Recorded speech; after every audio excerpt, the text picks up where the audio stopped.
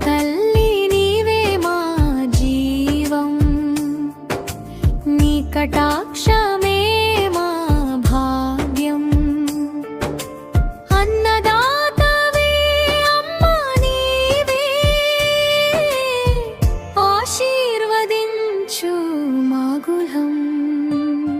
వీరి చరణం నీవు వెలిగే పద్మాసనంలో కూర్చునే తల్లి, కష్టాలన్నీ దూరం చేసే కరుణామయ మా మహాలక్ష్మి, ధనలక్ష్మి.